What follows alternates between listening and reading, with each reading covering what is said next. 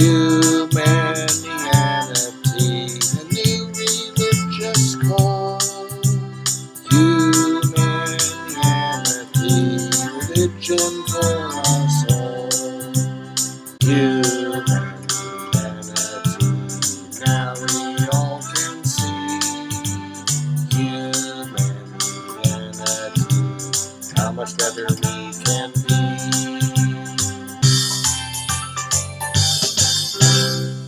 Hi, I'm Bill Van Fleet, and this is Humanianity Conversation number 9, recorded on February 14th, 2019.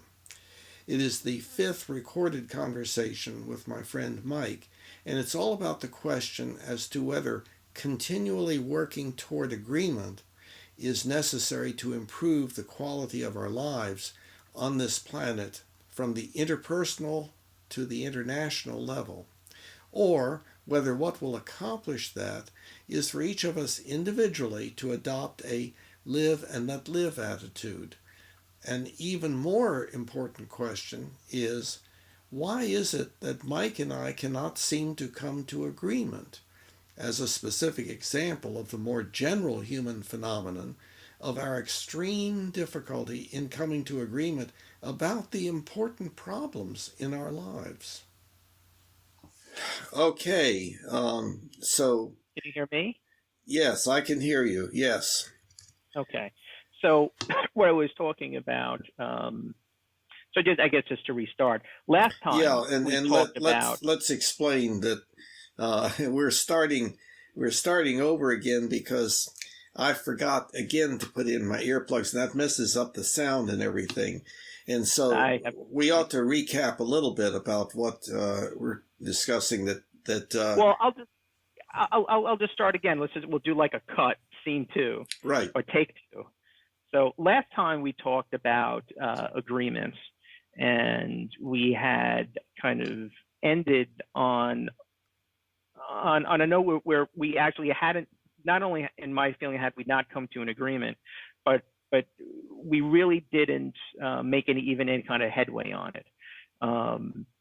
And last time you started with communicating, what your idea of agreement was and why it's kind of integral to the whole Humanianity concept. So I kind of figure this time, I would start for this conversation about it coming to an agreement and what my position is on it. And my position on agreement is clearly, I think, somewhat different than yours in that not only do I think that it is not necessary for people to come to an agreement for the future survival of the species, but I also think that I kind of lean more towards live and let live versus coming to an agreement.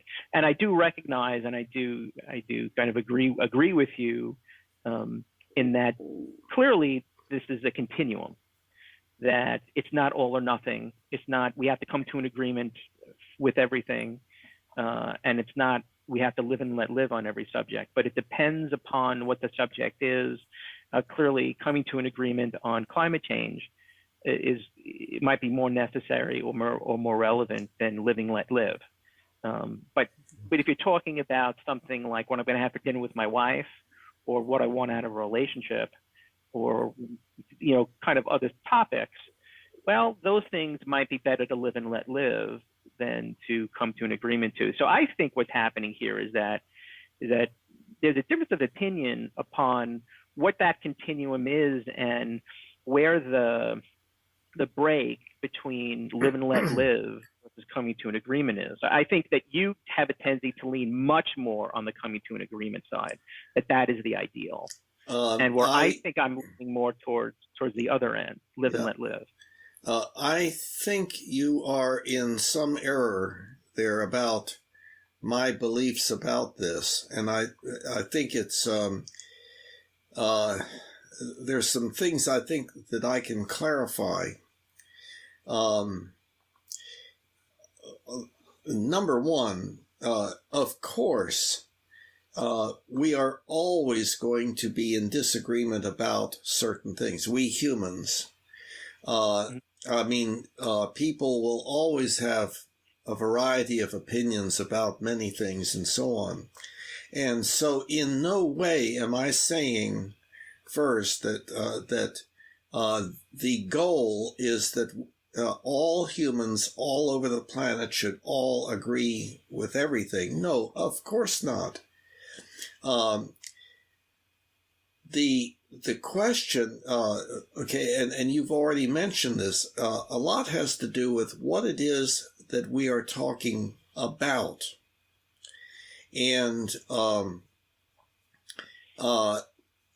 also there's the issue, the other dimension of whether we're talking about we humans on a grand scale, or within our particular country, or within our particular organization, or within our particular relationship, whether that be like significant other or parent-child relationship, or whatever it might be.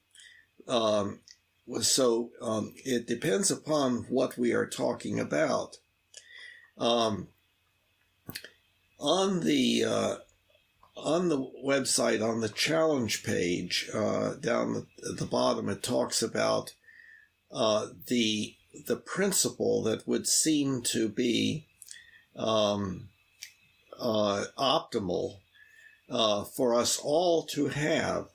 In other words, we're looking in this whole thing of Humanianity, we're trying to get to as basic and fundamental a set of ethical beliefs, a basic ethical philosophy for us all. And so it might be, I think it would be good for us both to read. But not like last time. No, we did. Okay, good. No, I agree. It was a 35-minute reading list. Okay, that's right. Continue. Right, I agree. Okay, so okay, now you should be able to see the Humanianity website. Are you seeing that? Yes. Okay. Now we'll go down. We'll go to specific intro up here at the top. And then, oh no, I'm sorry, challenge. That's the third one over, challenge. And it talks about our goal, puzzle, misbehavior, resistance, and our method. And so we went over a lot of this, but the culmination was our method. Okay, so let me check our method here. And it goes down to offering this principle. So this is what we're talking about. It says, insofar as feasible, consistent with appropriate time management. So what that means right away is, you've got many different things to do. And so you have to work out that according to the demands of that are, before you. Insofar as feasible, we should continue discussing non-hostilely the reasons for significantly consequential with regard to JCA and or PSDED differences of opinion or belief, with the goal of attaining rationally based agreement, always with the remaining acceptance of re-questioning. Now, going back up there, significantly consequential with regard to JCA, joy, contentment, and appreciation, and or pain, suffering, disability, and early death. Okay, so in any relationship, if the decision is not particularly consequential with regard to those things, to quality of life, then certainly we could say, well, we just continue to disagree about that. But if it has to do with quality of life, like whether the relationship is going to continue or is going to break down, whether the parent-child relationship is going to become increasingly problematic with increasing behavior problems and suffering and so forth, or whether internationally it's going to make a difference, or whether we destroy our planet and suffer because of climate change, or because of how we negotiate with each other as nations, et cetera, et cetera. If it's significantly consequential, then we should continue discussing non-hostilely. So, like internationally, should we not continue to discuss, or should we just give it up, forget about United Nations and so on, and just see who is the most powerful, who can win at nuclear chicken and so forth. So in any relationship system, at any level, if it significantly has to do with quality of life, what is decided upon, then we should continually work on differences of opinion with the goal of attaining agreement that is rationally based, but always with the remaining acceptance of re-questioning. Now, I don't see a problem with that, and I don't think that in your orientation you would be disagreeing with that. No, clearly not. And this is definitely something I clearly agree to, and I think almost everybody, would. In essence, what you're saying is, let's keep talking about it as long as possible, and try to come to an agreement. And I think that's ubiquitously kind of accepted.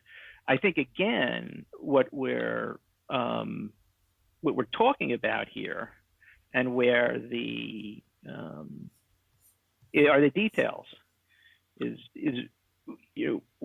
when on that continuum of situations, from the inconsequential to the very consequential, is the split between live and let live versus coming to an agreement. And I think, for the sake of this discussion and this presentation and our audience, as well as just in light of some of the things I've heard you talk about in the past, I think it kind of behooves us to have that discussion. Just where is that? It seems like for you, that break comes a lot earlier. So you propose trying to come to an agreement for a lot more things than I would, and whereas I think the value system of live and let live continues much further along until you start to get to the really, really big issues, where humanity itself is at stake, or our future, or something like that. But I would still say, for a couple of reasons, that what humanity has to get, like the salient point, the ethical kind of like milestone that it has to kind of grok and internalize, that it doesn't right now, is not coming to an agreement. I think it's the exact opposite. I think it's live and let live. I think that what the failure of human kind of evolution and the evolutionary pressures is that humanity hasn't learned yet that the real best way forward is to live and let live. Okay, can I mention one thing here? What you are advocating for is that we come to agreement that we live and let live. And right. Okay, so that's coming to agreement with regard to that. Now, secondly, yeah. Wait, hold on a minute. No, maybe I just understand what you said. I'm not coming to agreement. I'm saying that's my personal opinion. Okay, but are you not advocating that we humans live and let each other live? In other words, sorry, I understand. you're seeing a difference between you and me with regard to whether we should, quote, live and let live. So that would imply that if, let's say it were you and me, you would be saying, live and let live. And I say, no, I'm in disagreement with that. Well, you're advocating for your position, where I would say, well, I agree with you. We should live and let live. But that's not really. But that's not the only. No, that's not what I'm doing here. I think what I'm doing here is having this discussion. With a friend, because it's interesting and I want to hear his perspective on it. But when push comes to shove, I do have a live and let live value system with this issue. You can believe what you want, and I can believe what I want, and let's move forward. Yeah. Okay. So I don't think it's necessary to come to an agreement. Okay. Well, the word necessary is a little problematic, because you'd have to say necessary for what. But now I would need to ask you, then you're satisfied with the way we're living, that all over this world. You just don't listen to the news. This is some kind. Wait. Let me try. No. You do this all the time. Now let me do it again, Bill. That's not what I'm saying. You're putting words in my mouth again. Let me try to complete the thought. I think it's known as a red herring argument, but I'm not exactly sure. Let me continue the thought. I'm trying to present something. I haven't really presented it yet. Please, give me a chance. Give me a chance. So you're making that argument based on something that that you're saying I'm saying that I'm not saying. Right. And so what I'm saying that I'm trying to clarify that I don't think that you really do believe that everything is okay the way it is. I think that you think that there's more that we humans could do. Do you not think? What I am saying is that I do not believe things are the way they are simply because we are not coming to an agreement. I think we are the way we are in the situation we are in because people don't fundamentally know how to live and let live. That's what I'm saying. So it doesn't have to do with coming to an agreement. Yes, coming to an agreement would fix everything. So might live and let live for a lot of the real salient things like killing each other. But I think neither of those things are practical outcomes. No one's going to come to an agreement about everything, and no one's going to live and live about most things. So I think it's a question of where on that continuum do you fall. Okay, yeah, I understand what you're saying. And I think to some extent, you may be doing to me what you perceived me as doing to you just a few minutes ago. But we'll put that on the shelf and let's see. I could be wrong about that.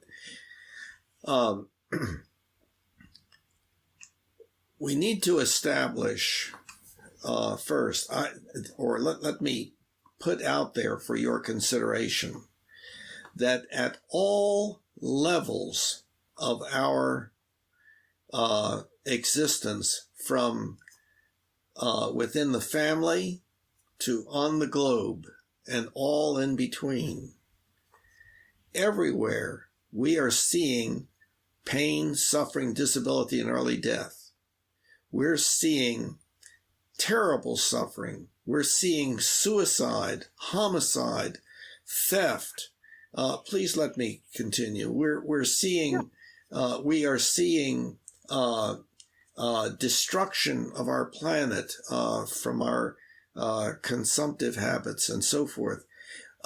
There is so much suffering going on that is based upon, caused by, or at least strongly contributed to by what we decide to do when we could have decided to do something different. Now, not necessarily with regard to sudden tidal waves or hurricanes or, natural disasters, although being prepared for them, which means working together, which always involves agreement about some things in order to work together, we might be able to handle natural catastrophes better than the way we are. I am for improving our life on this planet to be far better than it has ever been before, because I think just recently we have become much more able to to engage in our ethics, to engage in ethics that will work better than what has always worked in the past. Our usual authoritarian ethics, obedience to the most powerful. There's always been another kind of ethics to a certain extent, like the social contract sort of thing. Social contract is agreement. It's, okay, do we agree to do such and such? You'll do so-and-so and I'll do this. Are we all in agreement about that? Yes. And indeed, if we are in agreement and we carry out our roles and so forth, then we're more likely to be successful. It's a matter of odds, of course, but we're more likely to be successful to the extent that we work together cooperatively. Right. And that means agreement. Let me make a comment on one thing. Okay. I can make a comment on a few things. Okay. But let me make a comment on one thing that I think might be relevant to certain people in our audience. I think for many African Americans, they would say that the social contract or homosexual people or any kind of minority who've been traditionally oppressed, that they are not agreeing to a social contract. Well, you're talking that a social contract has been forced upon them, and to claim that they have I guess when you say agreement, there's a choice implicit in there. There is no choice. Well, wait. It's either. Wait. You see what I'm saying? Well, wait. What you just described, social contract being enforced upon them, then that's authoritarian ethics. That's one set of people agreeing to make another set of people submit. That's an example of what I'm saying we are moving away from. We're saying no. This agreement in the form of a social contract is agreement by everyone for everyone. The social contract is by everyone for everyone. I'm not real familiar with John Rawls' idea of the perfect society, but he was saying that ideally, if we had a group of people, maybe our whole population, and we wanted to work out a system for us, the ideal thing would be that all of us would be behind a veil of ignorance as to where we were going to be in that social situation, so that we would not be tending to set up a system that was more beneficial to certain people and less beneficial to the other, that everyone would be equally concerned about everyone. What you just described was a social contract that was not good Okay. Not good for the people, the blacks or the homosexuals or whatever minority group it might be. You see, so you are saying though that a social contract does not necessarily mean it was democratically enforced or adhered to or created. that a social contract, I guess what I'm saying is the presence of a social contract does not necessitate that an agreement was reached. That a social contract can be forced upon another group. Oh, right? Upon another group, then that's not a social contract. Okay, so then we're saying the same thing. See, okay, so then it's not a social contract. Let's clarify this. Let's really clarify. Contract. Contract. The way we're using that term, a contract between two people, would be an agreement between them as to what their respective responsibilities would be, their respective roles. All right, fair enough. See? Yeah. Okay, so if it's two people, it's a contract between two people. If it's 10 people, it's a contract among those 10.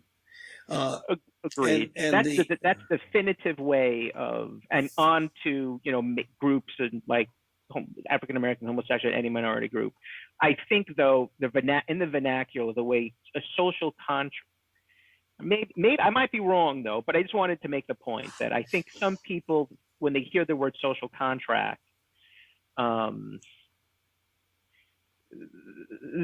they are not associating with it with a true definitive form of the word contract, where side A and side B are coming to an agreement to agree on something. That a lot of times that the perceived social contract or the social norms in this society is that certain groups might say is a contract. The other people might say, well, you're talking about it. It's not a contract. I didn't agree to it. It's been forced upon me. But to your point, in the definitive use of the word contract, yes, it would have to be, coming to an agreement. And I would agree that society does seem to be moving in fits and starts, 2 steps forward, 1 step back, very slowly, at least in the West, towards more of the social contract, the true definition of a social contract, where groups really agreeing upon how they're going to be treated. Yes, I would agree with that. Yeah, and one of the terms that is associated with it is quote equality. That when you have X number of people that are trying to work out something that is beneficial for them, that they can all agree with, that it be equally beneficial to everyone. That's a very difficult goal to work toward. Whatever we do, we humans, it usually has imperfections. So we develop a contract, but we recognize that there are going to be problems, so we continue to work on it and continue to work on it to make it better and better and better. And so, for instance, as far as government is concerned, that would be a continual effort to change the procedures in the government to have a better set of results. And now we have a democratic system, presumably here, but we know that actually it is extremely modified and, quote, corrupted by virtue of the fact that people who have lots of power are actually having tremendous influence over the decision-making process that the government is supposed to be engaging in. And that power, primarily at this point, is with money, which is kind of an interesting set of issues. The way that I'm currently looking at it is, once upon a time, power had to do with the amount of muscle we had and our ability to use our teeth and so forth. And then we started getting cleverer and using tools. like a club, and a club being a weapon. And so we began using weapons more and more. And so the more powerful we were, the more we were able to have a better life than those next door. And in fact, next door, that kind of refers to the fact that we tend to have territoriality as a part of our basic hominid nature. And so we stake out our territory. And that territory ultimately, eventually, becomes property. In the natural world, there's no property. There are no lines. And let me continue on this for just a minute. There are no lines on the ground that have been established there either by nature or by a supreme being or anything. It's we humans have said, this is mine. You can't have it unless you do what I want you to do. And so, wait, hold on. I disagree, and I can give you some examples. Okay, but please give me a chance to stake this out.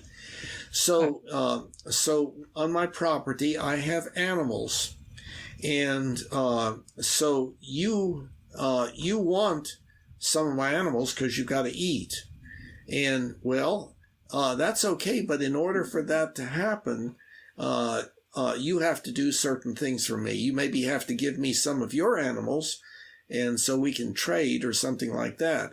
But then it gets more difficult, of course, because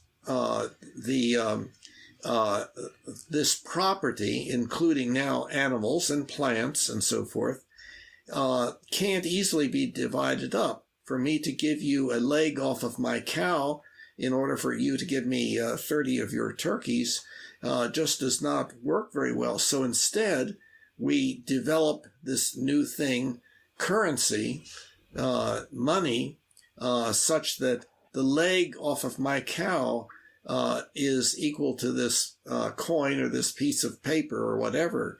And so money comes into existence because it makes it easier to distribute property.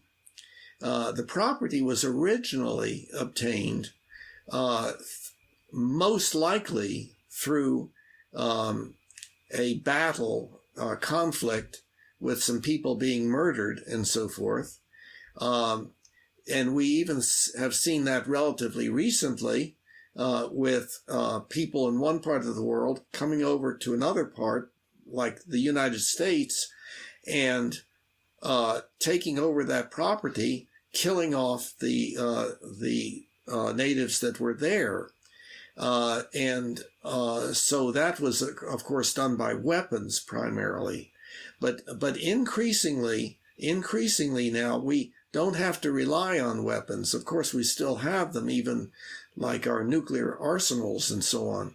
But in addition to that, now we can, if we accumulate a lot of money, then we're able to do more things. And other people, if they don't have enough money, they really have to beg, and we can make them do what we want and so forth. So we still have this dominance hierarchy that is now reinforced not just by our strength or by our killing tools, but now by our money. It's all a part of the same thing. So right. So I think we got a little off track, and we're starting to get off track with the concept on the topic of agreement. But I would say that I don't even know if I should, because this is, let's say this for another topic, because I think what I'm about to say is going to continue going off the subject of agreement. But still, let me try to state my position on agreement in another way that came to me as you were talking. Okay. So I think if an alien species kind of came down and was observing humanity for several years, and kind of had to report into like the leader of the society. Why is humanity the way it is, and why? Like, what's the kind of give me the elevator pitch? What's the fundamental issue, and what's causing so much suffering in humanity? I don't think that alien is going to say they have a really difficult time coming to agreement. I think that alien is going to say they have a really difficult time letting each other live and let live. And that's yes, I completely agree. There are real important subjects here that we have to come to an agreement on. But to say that a fundamental ethical principle that humanity needs to further instill inside of them is the need to come to an agreement, I would differ on that. I think that the thing that humanity really needs to grok and understand and internalize is the importance of live and let live, not coming to an agreement. In fact, I think coming to an agreement. Go ahead. Coming to an agreement to live and let live. No, not at all. Well, suppose I don't agree with you that live and let live. Suppose I not letting you live. That's not what you're wanting me and others to agree. Let's let each other live. No, you don't need to 10 people don't need to come to agreement that we as a group will live and let live. The 10 people just need to decide for themselves individually, I'm going to make this decision unilaterally to live and let live. So agreement is not necessary. Okay. Let's put another item in here, which is at various points on the website. But I would maintain that there's not a single thing that you can have or a single thing that you can do beyond the very, very trivial that does not involve other people having done their part. You can't sit in that chair without other humans having built it. Agreed. You can't eat anything without the chain of cooperative behavior that has resulted in the food appearing in the store and the people working together in the store to make it available to you and agreeing to use your money as having a certain value. All of that is agreement, and agreement. I don't agree. Agreement is our that's what cooperation is. Is not cooperation agreement? Well, I think you're using the word agreement in that example in a way that I don't think it's intended in this discussion. I don't think we're talking about, as we said before in the discussion earlier, that people have to have some level of agreement in order to survive in the way they've become accustomed to. That's really not. I mean, that's axiomatic, of course. That's a given. What we're really talking about here, I think, when in the subject of coming to agreement, are these much more complicated issues when there's conflict. I mean, that's really what this is about. So where there's conflict, is it necessary to come to an agreement? Is that the best way forward, or on a more ubiquitous basis, given most types of conflict, is that the way forward, or is the live and let live the way forward? Well, and again, I think that alien would say no. They have to learn how to live and let live, not come to an agreement. Wait, when there's conflict. What you're talking about is that the alien would say, no, those humans have to learn to agree with each other to let and let live. I mean, to live and let live. No, I already said that before. Well, but the humans... 8 billion people don't need to come to an agreement to live and let live. The 8 billion people can say on their own, you know what? It's in my best interest. I'm just going to live and let live. And that's that. No agreement is necessary. Okay, so is that going to happen? It's going to be, in other words, without us humans talking about it.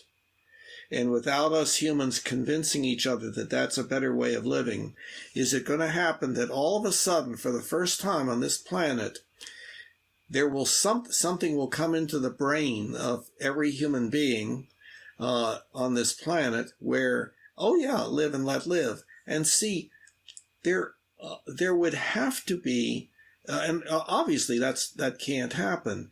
What you're talking about is humans having to interact with each other, agreeing to not have to agree about certain things, but continuing to work on agreement about certain other things.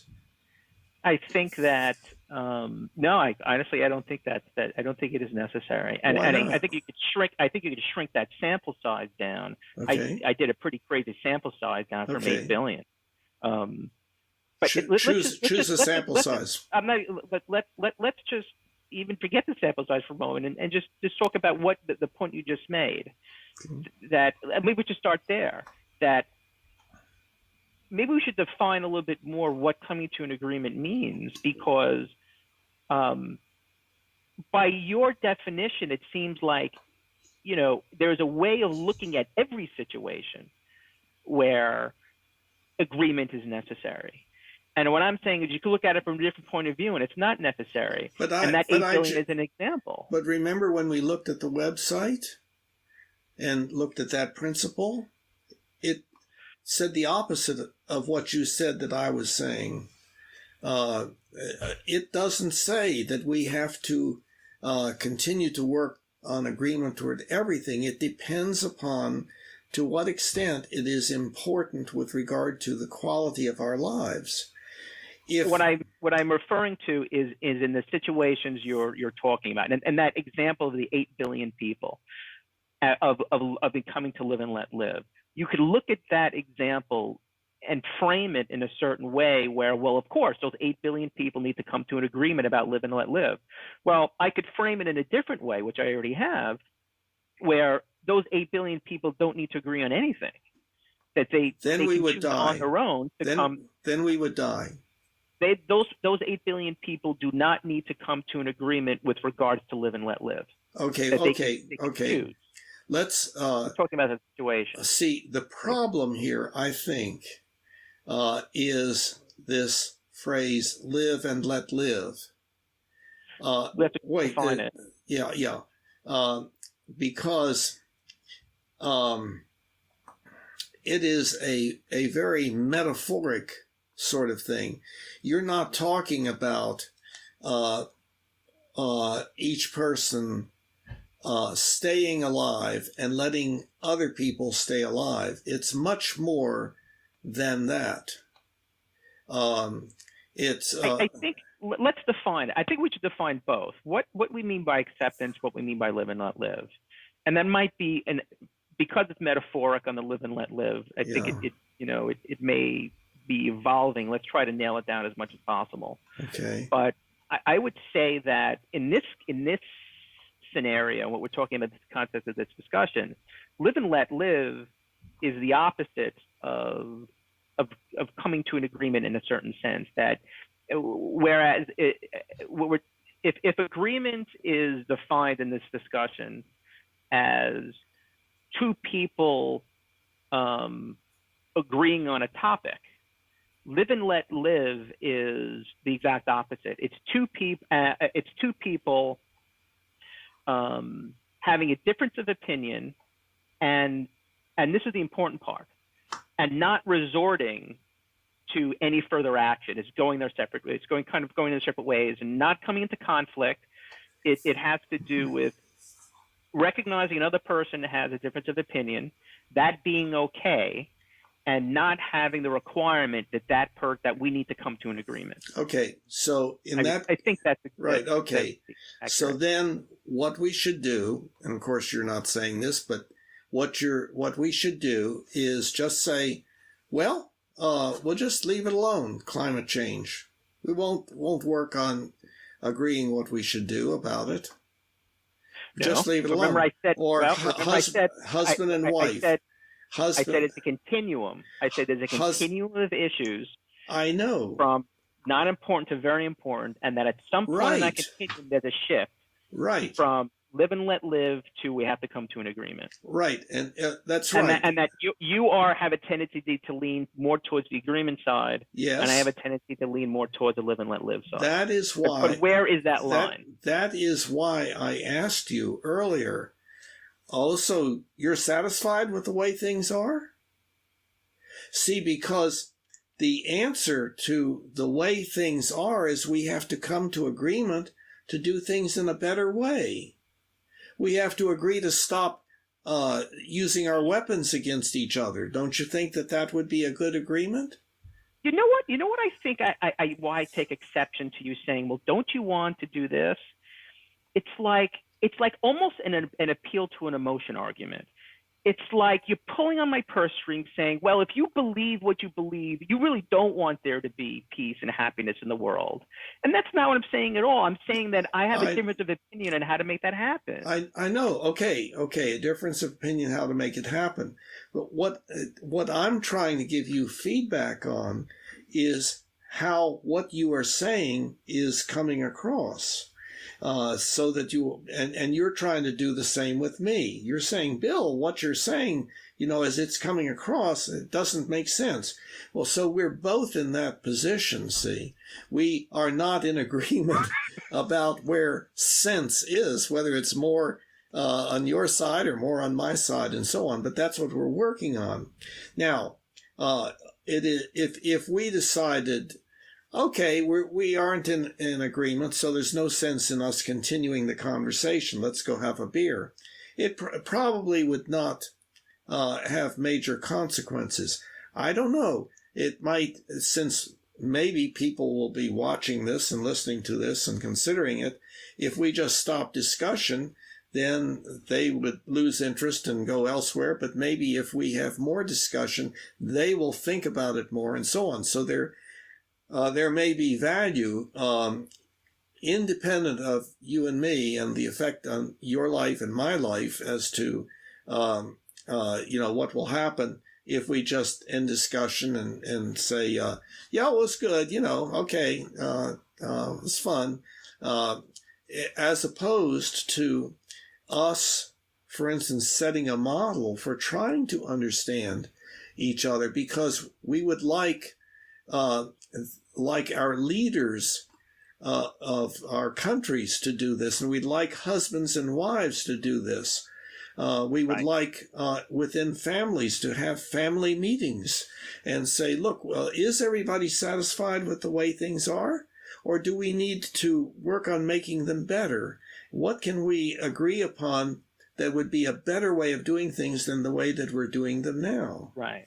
So I think since we both, again, just going back to the points of agreement that we do have on this subject, I think at its core, we both agree that there are times when agreement is necessary, and there are times when agreement is not necessary. But there's the another, ideal. But there's wait, another. let me just finish. And the ideal would be to kind of move that arrow towards agreement as much as possible. Agreement's a good thing. It's a good thing to have happen. So I think maybe what we should be talking about, maybe the area of difference that we have here that we should work to coming to agreement on is just where that line should be drawn.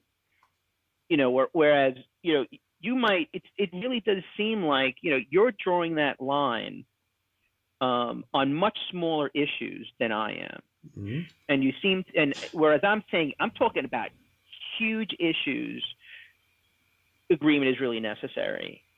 But, and in fact, even beyond that, even the whole topic of this whole discussion, yes, it absolutely applies to our leaders and these huge issues like climate change and nuclear war and whatnot. Those things, to be practically, I don't really have control over. What I have control over is my own actions and my own attitude, and it's those smaller situations that are more relevant to me. Okay. And I think, and that might be why I'm pointing the needle to these smaller issues. Okay. Okay. So let's use the smaller issues. Let's, for simplicity, use husband-wife relationship. Okay. Now, I guess one could have the belief that, the opinion that, well, things are okay the way they are.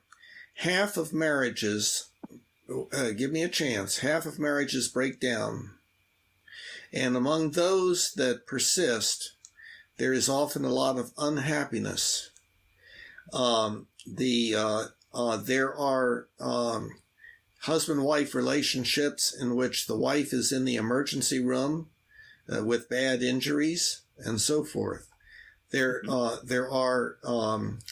is all sorts of suffering that comes about because of the anger that builds up between husband. Please let me finish.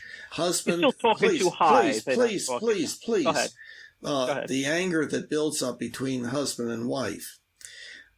Husbands and wives, couples, go to marriage counselors because they are having anger every day. It's always something. They are always angry at each other. They have indeed handled it by, well, we just won't talk about certain things, and we'll just stay out of each other's way.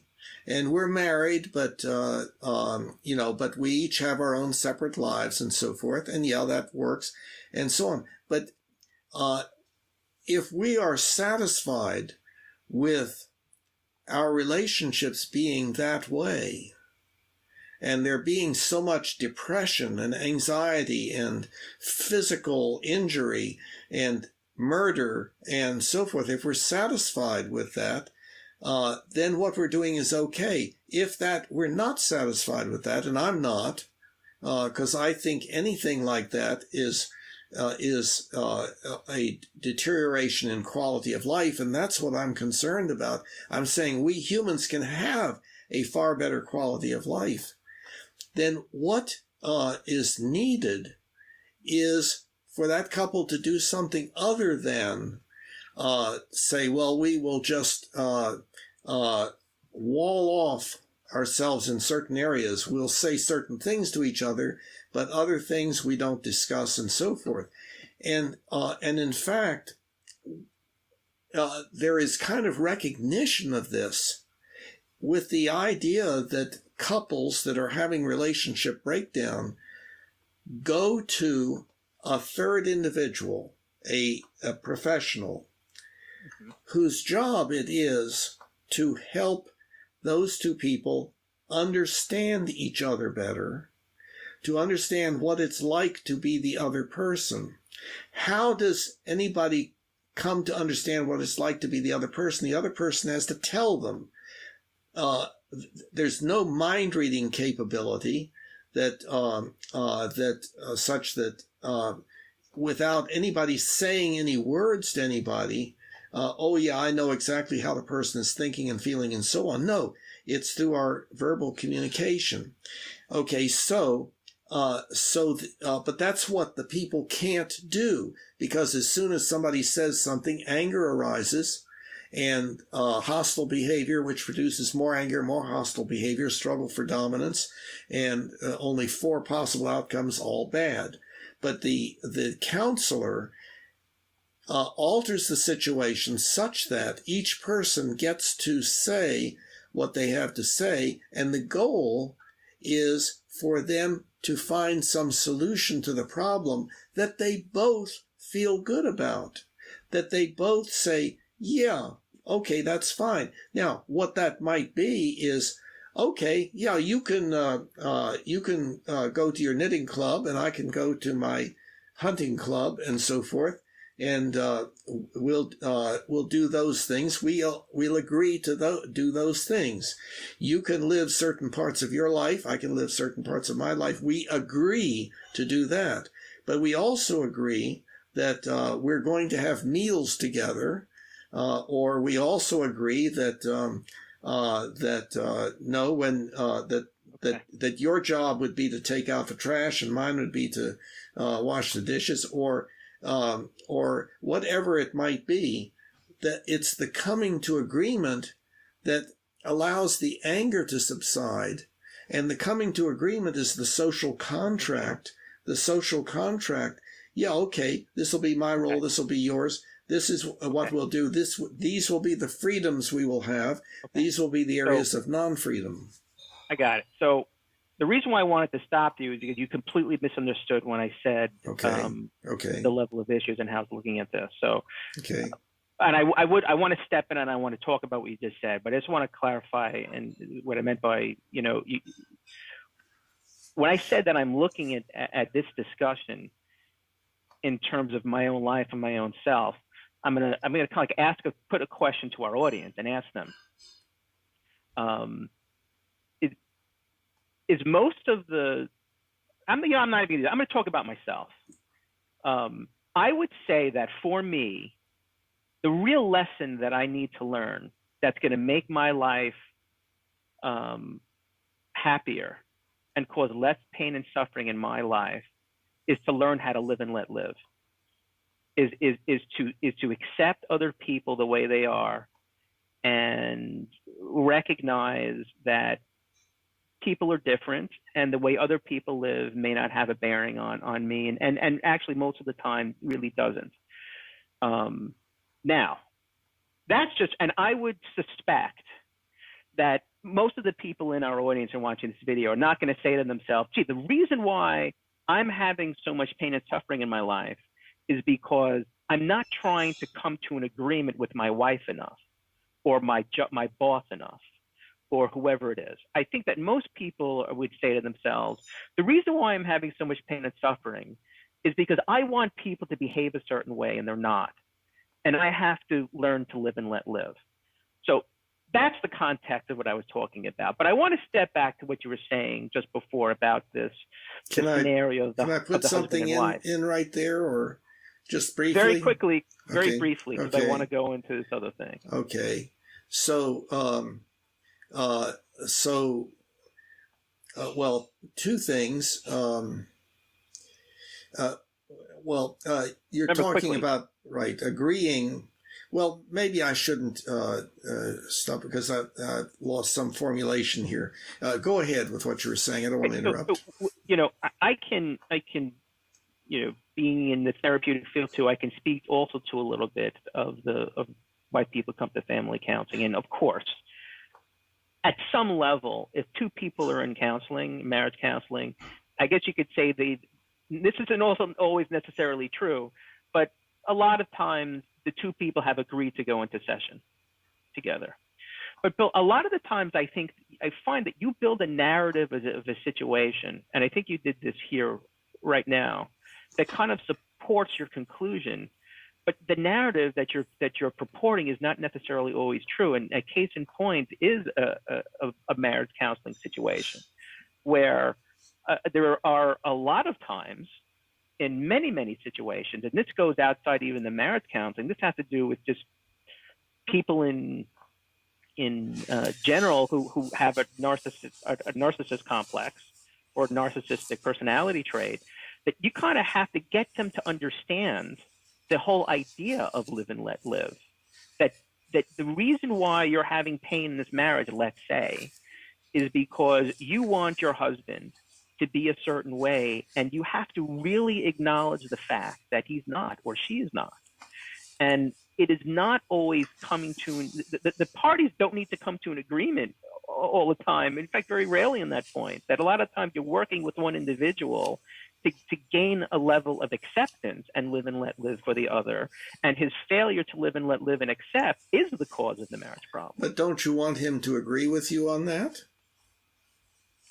Well, absolutely, but that's where I think that's where you're playing, you're cherry picking your definition of agreement. I think already acknowledged that there are, yes, of course, it's axiomatic that you have to agree to certain things. That's absolutely true. But we're talking about in the context of conflict. Well, In wait. the context of conflict, the way out most of the time practically is live and let live. I'm not going to try to get the wife to agree with the husband that, they have to come to agreement on how she should be as a person and her personality traits. That's not appropriate for coming to an agreement. But not what I'm saying.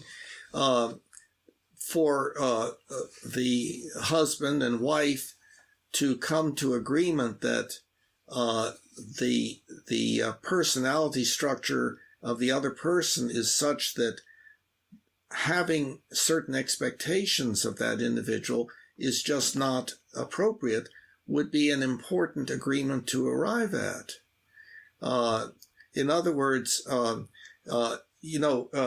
associated with what we're talking about is, and it's in the chapter on rational ethical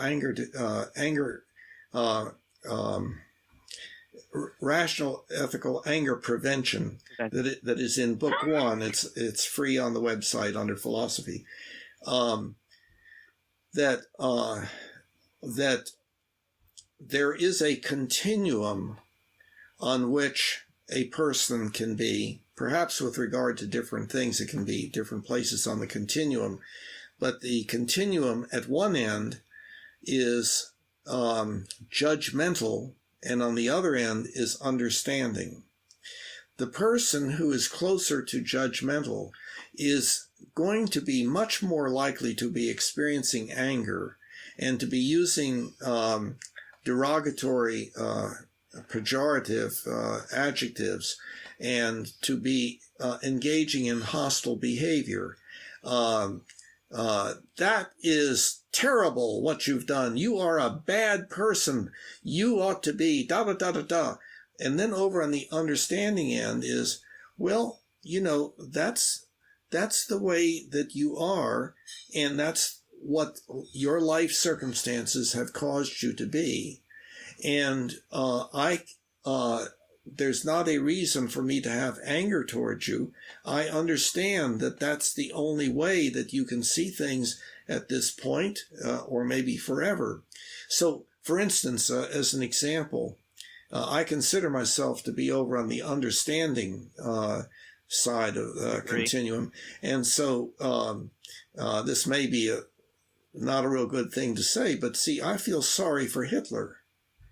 And now I'm using Hitler because if a person is trying to find an example of somebody Make it an extreme one. Yes, somebody to really hate, to see as a vile person and so forth, then he would come to mind. Maybe other people these days, but at any rate, but see, I see him as having been formed by the circumstances around him within his culture and within his personal life specifically that caused him to be the way he was, including the admiration that people had for him and people putting him on a pedestal and so forth. And in other words, he was a manifestation of what we humans are like. We can go in that direction most any time. And some people would say recently we have been going in that direction. Only I can do it, kind of thing. And looking up to the most powerful. When Hitler was born as an infant, he didn't decide, I want to be the most hated person in the world. His whole way of looking at things was produced by the molding influences of the particulars of his life. Those particulars partly being the culture that he was surrounded with, his early life experience as a toddler and so forth, and his genetic makeup and so on. So I see Hitler as having been a victim as much as all the other people that were victimized by his regime. Now that's terrible. I think you could argue the level of suffering was quite different. That's not what I'm talking about.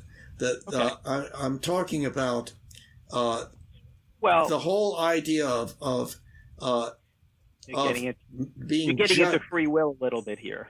Also, yeah, I know, being judgmental versus understanding. That's true. And if you want, in the legal sphere, if you want to punish somebody, then you have to use the free will idea. If you want to be kind to the person, you want to use the deterministic approach. I understand that. I understand what you're saying.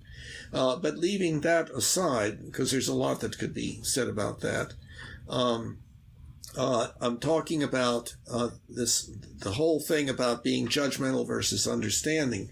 And as a therapist, then working with a couple, you would be trying to help each of them become more understanding rather than more judgmental.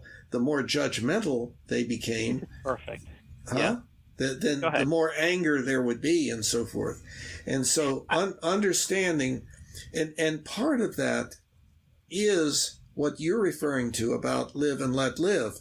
The phraseology there, the words are probably not optimal for what we're trying to describe, but but having those individuals agree now to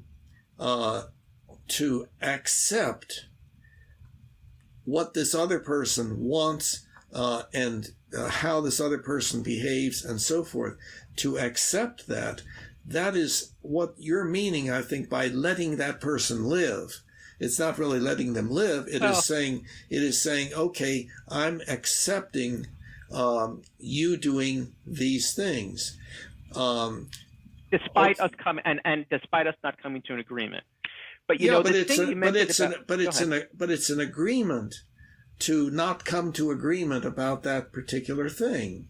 No, it's not. Yes, it is. It's the agreement to not require agreement. Not at all. Wait, I really want to come back to this Hitler thing, but I got to take this on for a minute. Okay. So you seem to be creating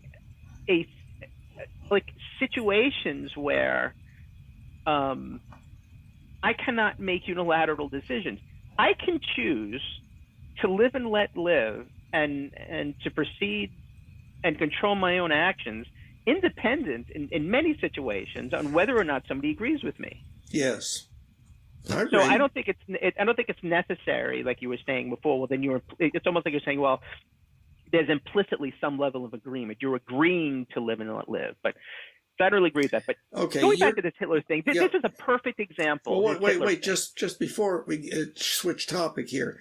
Yeah, what you're talking about is inward self-reflection and the development of ethical principles in how you will handle situations. And I understand that. So that's not somebody else out here that you are agreeing with. It's you working on your ethics. And I absolutely agree with that. So you're talking about I'm still agreeing, but I'm agreeing with myself? No, is that what you're saying? No, that's not what I'm saying. No. Okay. So then let me take on this Hitler thing for a moment. Okay. Because this is a really perfect example, I think, of another issue. I think that might be for both ideologies, live and let live and agreement. Okay. And which I think mandates war. So let's take Hitler.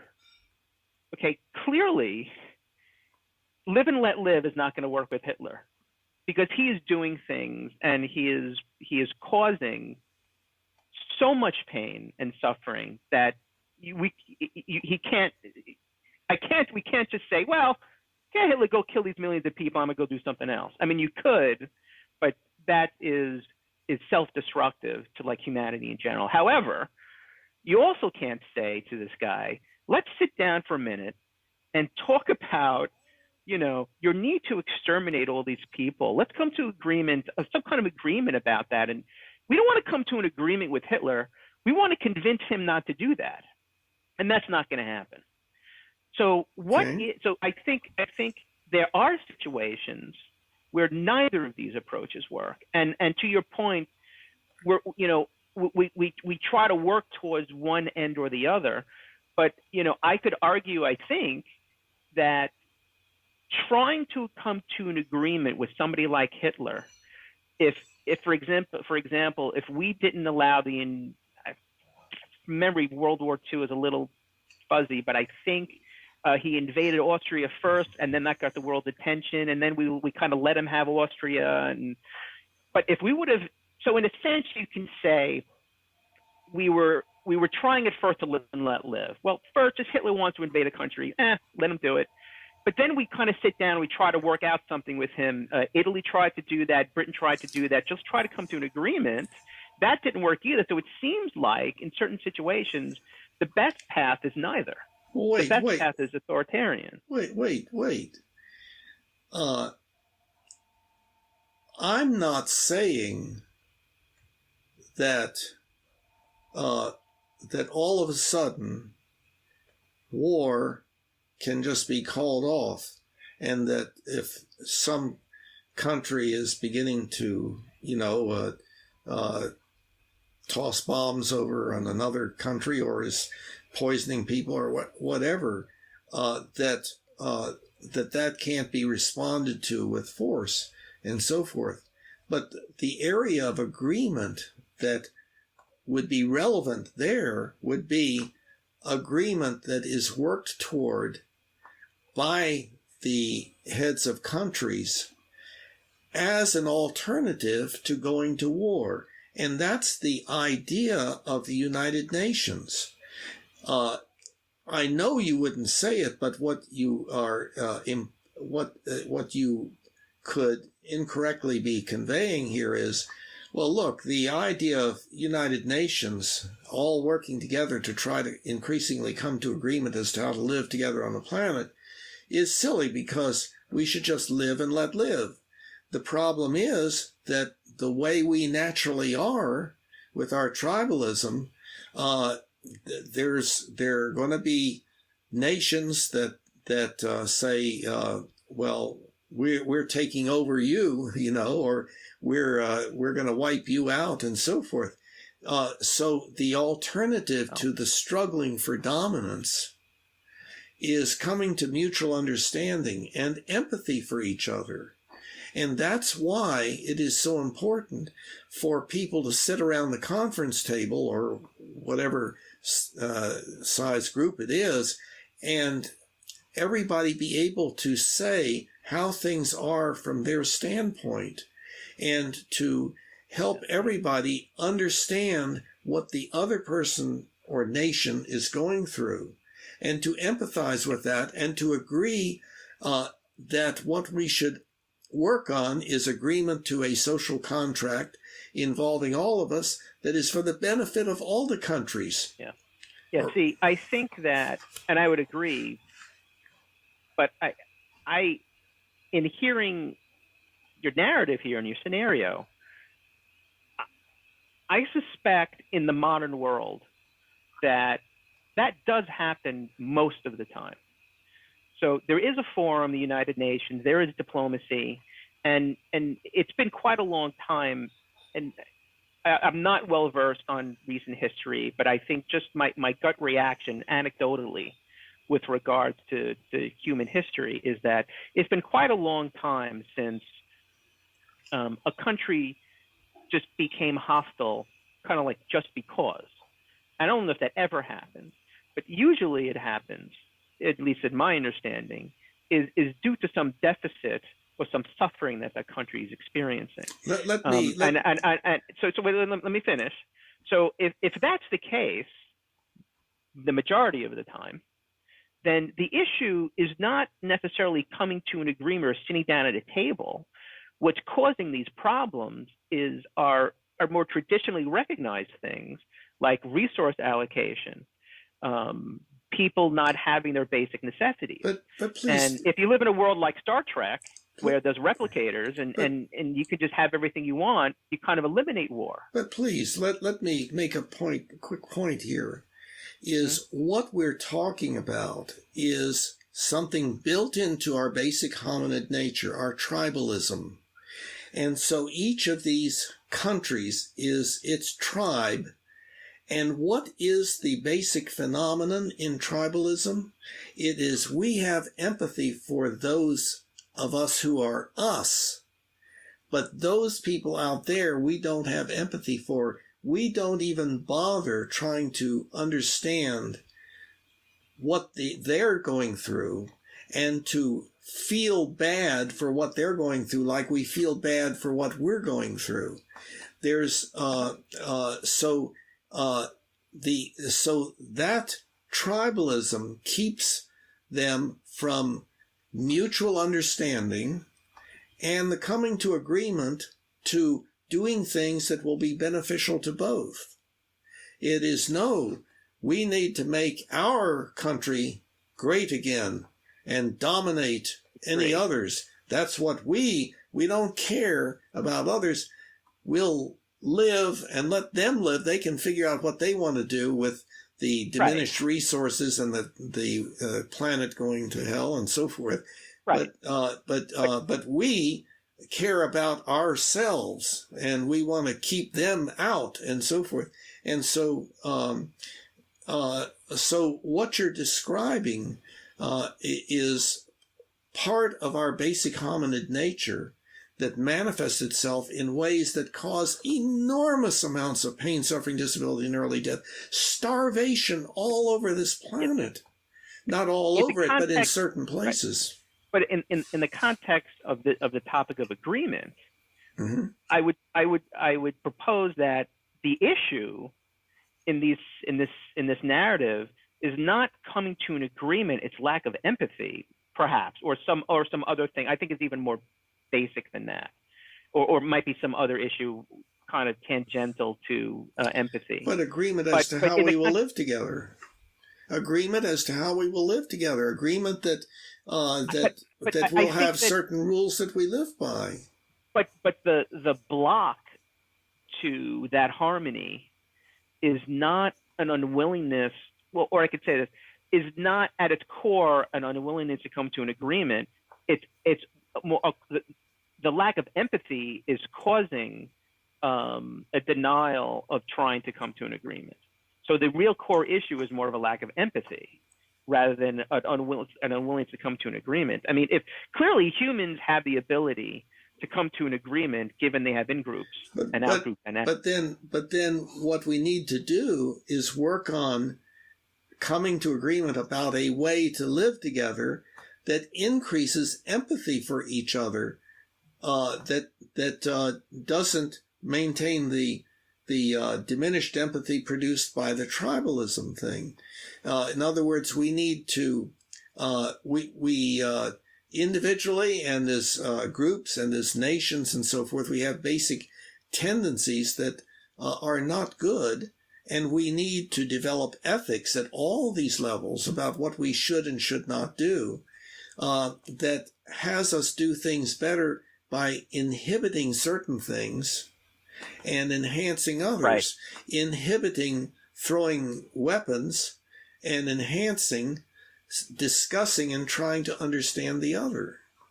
Well, see, that's where we have I think that's even still, we have a difference of agreement on where that line is drawn between the shift from live and let live to, well, now this is an important enough, big enough issue, we have to try to come to an agreement. But it's an agreement as to when we should live and let live and when it's important to continue working on some kind of role, some kind of assignment of roles. No, it doesn't. I mean, the President of the United States, he doesn't need to come to agreement with anybody on live and let live. Nobody. He could choose to drop nuclear weapons if he wants to or not. So I don't understand the context in which you're talking about. It's like this abstract theoretical construct where I'm coming from the perspective of like actual practicality that, Vladimir Putin doesn't need to come to agree with anybody to act. He could choose to live and let live or not. Yeah, but what is going to lead to him choosing that? A virus will get into his brain? God will suddenly tell him, convert him. Yes. Somebody's cabinet might have a conversation when pressure him to agree, and it could be agreement. Let me finish. It could be agreement, or he could wake up one day as a result of a dream, or as a result of his past experience, and just say, you know what? I've changed my attitude about this thing. I've grown up, I've matured, and I don't think the same way I used to anymore. So nothing more. That requires no agreement. Something just happens. So everything is okay the way it is. People just continue to do as they're doing. Bill, and you're doing it again. You're pulling at those purse strings. That's making an appeal to emotion. That's not what I'm saying. No. What I'm saying is that in order to change, I'm saying it doesn't necessitate we come to agreement. That is one way in certain situations, but in lots of situations, live and let live is as valid. Is it going to happen without us humans working toward that in some way? Because if nothing is needed along those lines, then everything is okay the way it is. And I'm saying no. What we need to do. Wait a minute. Now that is not. I think that what we're saying. If I'm saying agreement is not needed, it doesn't necessarily mean I don't think change is needed. I may think something other than agreement is needed, which in fact I do. What? I think live and let live is more of an ideal, practical way out of our pain and suffering than coming to an agreement. Okay, but how I know what you're saying. How is that going to happen? Looking at this as a theoretical construct with 8 billion people, in order for that to happen theoretically at that level, the 8 billion people need to come to an agreement on that. Yes, I understand that reductionist kind of it needs theoretical construct, but that's not the context, I think, of what we're talking about here. It needs to be. I'm not talking about all of a sudden 8 billion people having a new frame of mind or a new way of thinking about things. That's not the way that we work. But what I'm saying is, unless one is satisfied with the way things are, that's the way they've always been, and that's the way they always will be. And so a little bit of genocide, et cetera, we just live with that. If one says no, we need to come to a better way of living. How is that going to be done? By each person just in his own mind suddenly deciding what? No, we humans have to find a way of talking with each other. I would agree with that.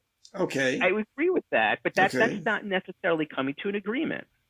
See, I know there's a derailing or some kind of, we're talking past each other at a particular point where there is not understanding between the two of us. I am responding to what I am hearing, but when I do that, you're saying, no, that's not what I'm saying. So there's some area where we may indeed be in agreement, but we don't recognize it because of our language, because we're talking past each other. And I think that's an interesting thing. And in fact, I think that is a situation that is an example of what we're faced with everywhere. It is a very, very obvious to me at this point how much difficulty we have with continuing to work on trying to come to agreement. That's we humans. That most humans will not do like what we're doing, continuing to try to come to some agreement, try to figure out where we diverge and why, and what the answer to that is, and so forth. That's not what people do.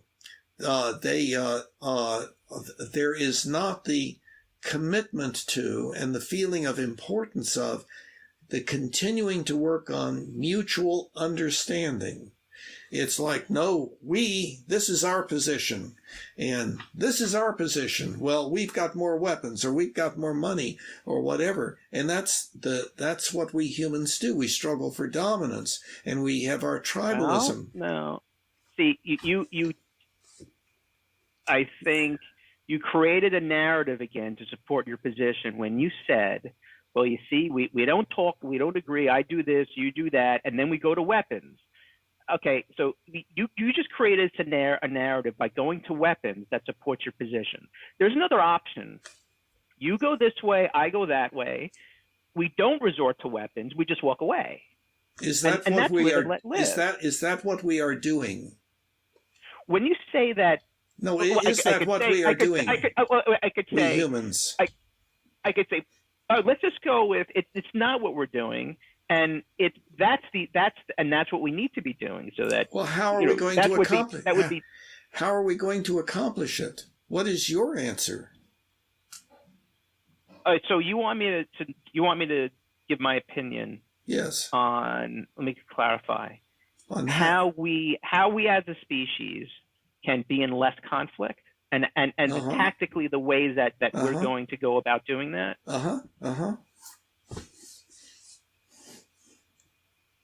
I personally believe that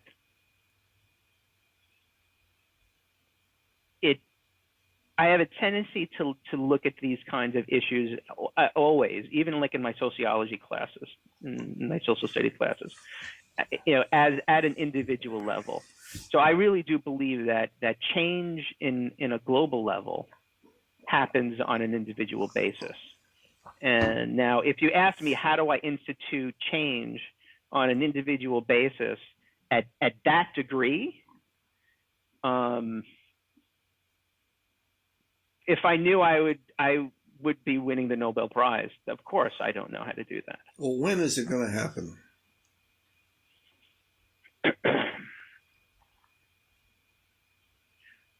Well, you know what? Let me take a step back and say, do I know how to do? Do I know how to influence 8 billion people? No. But I could say what I'm going to try to do is hopefully influence our audience and ask them in their minds, what's going to give them more joy and contentment in their own life? Is it trying to get people to agree, or trying to work towards agreement with people that don't agree? Or is it to just accept the other person's differences and live and let live? So I would encourage people who are watching this on an individual basis to pursue, to think about that, come to some conclusions on their own. And I'm confident that, the conclusion they're going to come to is that, I can have more joy and contentment in my life by this what we've talked about here, this ideology of live and let live. And that in turn, when I live and let live, I'm allowing the other, let's say, homosexual, to be who they want, and then they have more joy and contentment in their life. So then when they are walking around, they are less judgmental and have less need to be hostile towards other people. And it's kind of like a virus that kind of spreads. That's the way I think change really kind of happens. There are other ways to do it that doesn't require agreement. There is, let's write a book about the importance of live and let live, with the intention of the people reading it agreeing with us. Yes. That's another way of doing it. That's another way of doing it. Agreeing. Or right. And that's a way that requires agreement. But it doesn't necessitate agreement. Well, I'm not talking about necessitating. I don't even know what that means. It is not necessary to produce the kind of change that you're looking for in this large level. If we go back to the question of looking at how we humans are living on this planet currently, and how we have been as far back as we know about, but with increasing, but with recognition of how increasingly powerful we've become, and therefore able to do enormous good and enormous bad, and therefore how much risk we put ourselves at, even as a species, when we, let's see, I forgot how I started. If we, well, if we look at that situation, we can say, well, that's just the way things are, and we'll just watch the entertainment. Or we can say, we ought to work toward having a better life on this planet than we ever have before, where we stop killing each other and stop stealing from each other and stop ruining our environment and stop destroying our bodies, etc., etc. In order to do that, what do we need to do? The answer is not, well, I think, is not, well, I'll just, work on me and you do whatever you think, you want to do or you feel is right and so forth. The way that we humans progress is by working together. That is true with regard to everything, that we humans, if we do not cooperate, then things become worse. We cooperate even in saying, well, let's live and let live when we're talking about this particular set of things. And on the other hand, let us really keep working at trying to come to agreement about something in this area, because if we don't work collaboratively on this, it's probably not going to get worse. It's not bad anyway. But this over here is really bad, and so we've really got to work together cooperatively to arrive at some kind of idea that is beneficial to us, all of us. And to keep working at it, because it will be imperfect, and so we will need to continue to sit down around the conference table or sit down in our bedrooms or whatever and say, well, okay, how are we doing about this? Now, I understand that that's not the way that we currently think. The way we currently think is that the way for improvement is for us to suppress them because they are the bad guys. And if we suppress them, even get rid of them, then we have a good life. And of course, we really know that that's not so. Right. I mean, you and I know that that's not so. But well, I think, one of the things that I think is happening here that is kind of like, to me, a little axiomatic, a little representative of my feelings in general about the things that are talked about in our social circles, is that this conversation, from my perspective, does have a tendency, it feels very theoretical. It feels like you and I are doing some, armchair quarterbacking about what needs to happen in humanity. When I think what we should be asking ourselves is, what can we do to make our lives happier? Because if you think about joy and contentment on a national yourself, right? No, for me and you. Okay, that's together. What we have. No, individually. I have most control over my happiness. You have most control over your happiness. 300 million people in the United States, humanity in general, are comprised of individuals. And the way change happens, I really believe, I think there's an adage, and change happens one person at a time. And so what we should really be talking about, and what we should be, with these meetup groups, when we talk about these abstract theoretical things about religion and acceptance and in-group and out-group dynamics, and the importance of people coming together, I think a much more salient way of looking at it is, well, how do I make that happen in my life with the people that I know? Right, and let me speak to that. And to start there. Let me speak to that. See, I absolutely agree. I understand that it could be misleading. I or we could lead, quote, the audience, if there is ever any audience. If there is, if there is ever. Yeah. That we're talking about world government. We're talking about I am talking absolutely the same about me. I am at the center of my sphere of influence.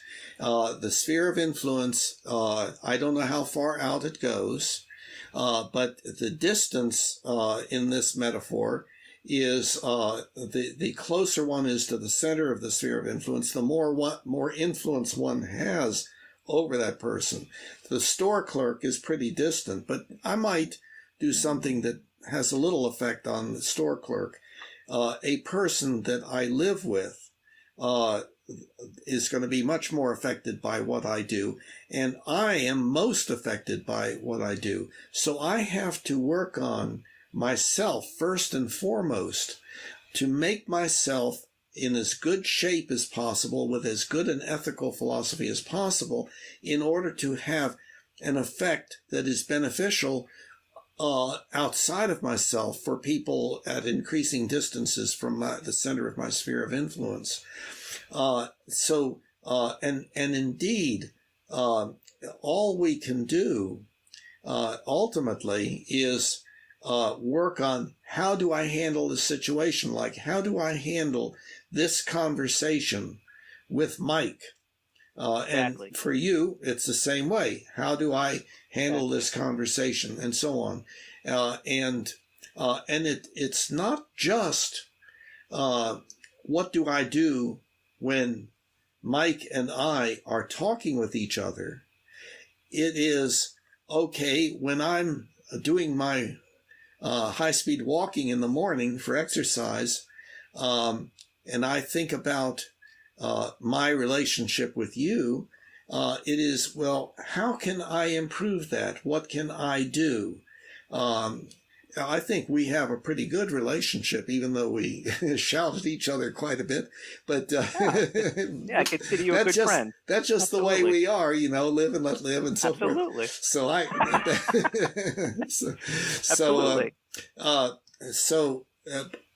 But always with the idea, can I do a better job of that? What can I do that will work better? How can I be a better person? Better meaning consistent with the HUEP, the Humanian Ultimate Ethical Principle. How can I improve myself such that I make the world a better place within my sphere of influence to whatever extent I can?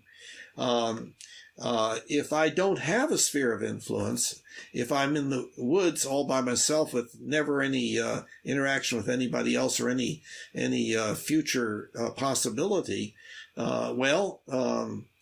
ethics kind of goes out the window. Ethics is a cultural phenomenon. Ethics has to do with, how do I get along with people in this interpersonal world that has an impact upon even the trees and the flowers and the insects and so forth, So yes, that's what ethics is about. It is about working on oneself. But how do I go about working on oneself? Just being isolated, going off into the mountains and being isolated from everybody else and just working on, is that going to make me a better person? Or is it going to be in trying to have helpful interactions with other people? Is it, and for instance, with any of my interactions with people, how can I practice following my ethical principles even more? And are they working? And are they not? And getting feedback from other people. So when people starts saying, Bill, why are you doing such things? Then I have to stop and think, okay, I might be doing the right thing, but then again, I might be doing the wrong thing. And so it is stimulation by other people, by feedback from other people, that helps me to work on my basic ethical philosophy.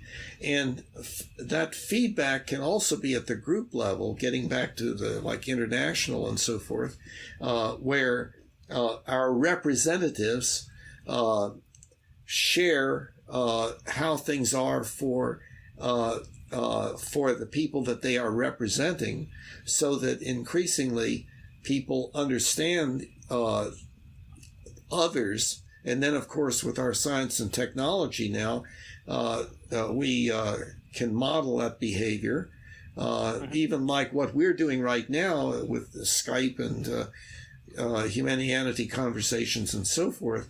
This may be of some use to some other people that are watching this, if they ever do. Absolutely. And I think, and I think it should be around agreement. I think you broke up there. Or just in general. I think you broke up. Can you hear me now? Yeah, I can hear me. Yes. Okay. I would love for our next discussion, which I think could still be around agreement, where we've talked a lot about agreements kind of abstractly on this theoretical level, and haven't talked much about it on the me and you and our daily life level. And I'm wondering, guys, even, how do we even talk about that? Yeah. What are the challenges for, I guess, why, and without speaking about in-group and out-group dynamics, trying to making it relevant to an individual, to the individual audience, what makes me as a person not want to come to an agreement? What makes me as a person not want to let somebody just live and let live also? Yeah. Well, there is. Where are the areas in a life that we play that out and communicate? Talk about why do we want to change those areas? Yeah. Well, and how to change them. Yeah. Well, there is a certain kind of limitation here, in that to really go in that direction, we would be talking about our personal lives, meaning our interactions with other people, and then that gets into talking about other people in this situation that is public and so forth, which there are ethical principles there that well, that's so true. I stay away from doing that. I think that I wonder if we could talk about it in some kind of way that provides a degree of anonymity to others, where I can say I have this person in my life who's at XYZ. Yeah, we could probably do it.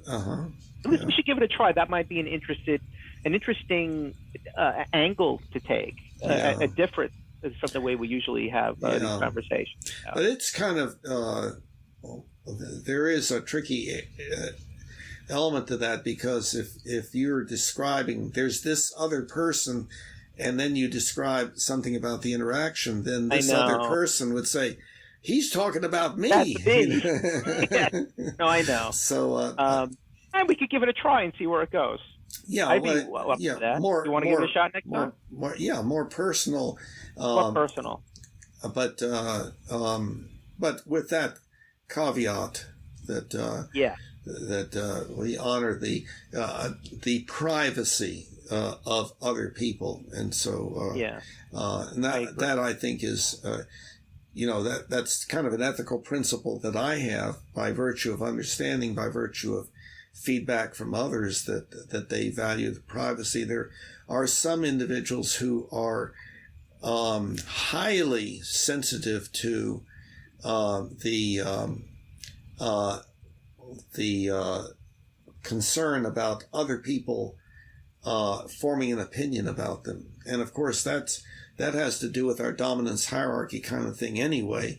Where am I in the hierarchy, and are people going to look up to me or look down on me? I also think it's just the reality of being on a social platform, if this Yeah. ever winds up on Yeah. YouTube or something like that, Yeah.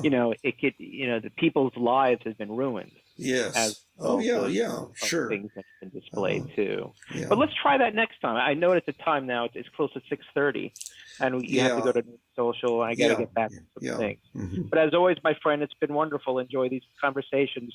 Same time next week. Yes. Yes. Sounds good. Okay. Take care. All right. Bye, Bill. Bye-bye. I'll see you then. You too. Bye-bye. Bye. Humanity, now we all can see. Humanity,